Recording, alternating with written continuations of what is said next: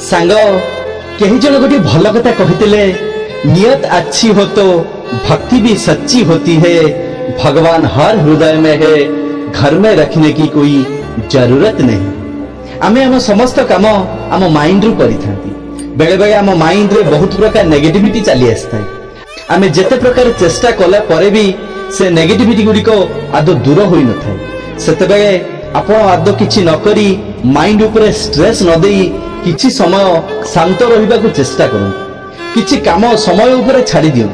निज ऊपर विश्वास धैर्य रखी अपेक्षा करंतु। देखिबे आपणकर माइंड स्थिर होई जिवो एवं आपणक समस्यार समाधान मध्ये होई जिवो। आम माइंड को किपरि सबुबेले शांत रहिबो ताहारी ऊपर सुंदर कहानी दिए कहिबी। दयाकरी वीडियो को स्किप न करी शेष जाए देखंतु। निश्चय आपण एक अमूल्य शिक्षा पाई परिबे। नमस्कार, मु सत्य आपण को स्वागत करछि मो चैनल सत्य मोटिवेशनल को। कहानी माध्यम रे मोटिवेशनल ज्ञान एवं जीवन रे वास्तव संज्ञा को बुझिबा पई एभे चैनल को सब्सक्राइब करंतु एवं पाखरे थिबा बेल आइकन को प्रेस करंतु। मोर लाइफ चेंजिंग वीडियो रो नोटिफिकेशन संगे संगे पाइया पई। मोर किछि लाइफ चेंजिंग वीडियो रो लिंक ऊपर आई बटन तले डिस्क्रिप्शन बॉक्स रे अछि, आपण सेठाकु जाई मध्ये देखि पारे। चलंतु सांग सेई कहानीटी को एबे मन देई सुनी। थरे गौतम बुद्ध तांको शिष्य मानक सह परिभ्रमण रे जाइथिले। गौतम बुद्धंकर सबुठु बड़ खासियत हेउची से प्रत्येक समय रे तांको शिष्य मानकु किछि शिक्षा देइथांती। गोटे जंगल भितरे मध्याह्न समय रे गौतम बुद्धंकु बहुत शोष लागिला।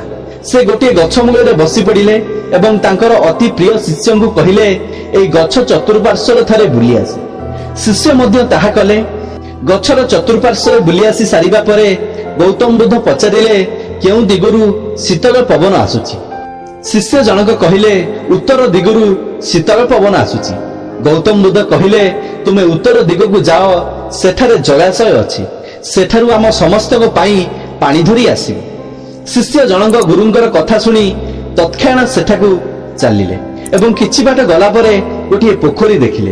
पोखरी देखि सारिबा परे गुरुंकर दूरदृष्टि को से सम्मान देले एवं शिष्य एबे पोखरी पाखकु जाई देखिले तो लोक माने से पोखरी रे लुकापटा सफा करूछन्ति, पानी को अपरिष्कार करि दैछन्ति एवं पोखरीर अपर पार्श्व रे लोक माने गोरु गाई को गाधेई देउछन्ति। जहा फल रे पोखरीर पानी बहुत अपरिष्कार होई जाइथिला। ताहा पानीय पाई आदो उपयोगी नथिला। एबे शिष्य जनक लोकमानक ऊपर रागी गले। सेठारु पानी न आनी गौतम बुद्धंक पाखकु फेरी आसिले एवं गौतम बुद्धंकु से लोक माने किभली से पानी को अपरिष्कार करूछन्ति से विषय रे वर्णना कले। शिष्य जनकर कथा सुनी गौतम बुद्ध लक्ष्य कले जे शिष्य जनक बहुत रागी जाइछन्ति। सेथि पई गौतम बुद्ध शिष्य जनकु तांका पाखरे बसिबा पई निर्देश देले एवं शांत रहिबा पई कहि।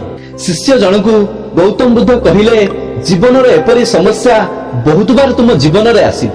तुमे जहा चाहुतबो ता केबे भी तुम चाहिबा अनुसार हेउ नथिबो।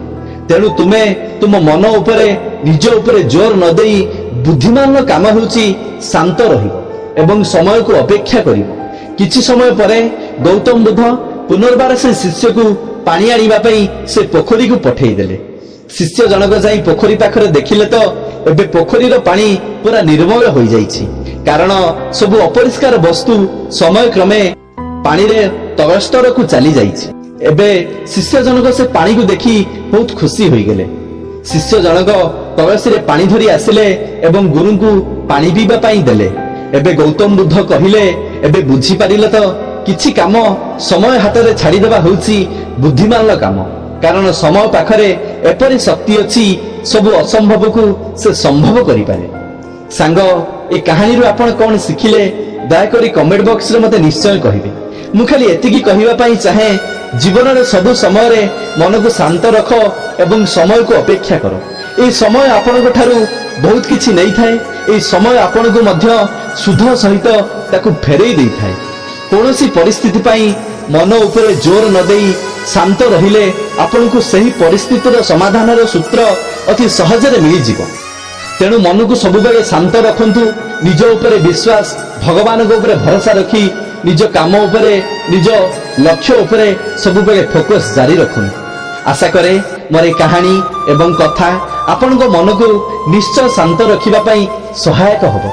सेथि पई वीडियो को लाइक एवं सांगसाथी मानक मध्यरे भिडियोटी को शेयर करी तांकु भी मध्य मन को शांत रखिबारे ए सूत्रटी को प्रदान करूँ। मु जो शपथ नहीं ओडिशार यंग जेनेरेशन को मोटिवेट कराई एक सुंदर ओडिशा गठन करी बोली सेथिपई वीडियो को लाइक एवं चैनल को सब्सक्राइब करी मते फुल सपोर्ट दियन। फुल डे मोटिवेट रहिया पई एवं नुआ नुआ कथा सिखिबा पई चैनल ले विजिट करंतु। भगवान आपन को सब खुशी दियंतु। Love you all. जय गुरु जय जगन्नाथ। ससर सही कथा कर देखाओ ऐसा कि दुनिया करना चाहेगा आपकी जैसा। धन्यवाद। जय जगन्नाथ।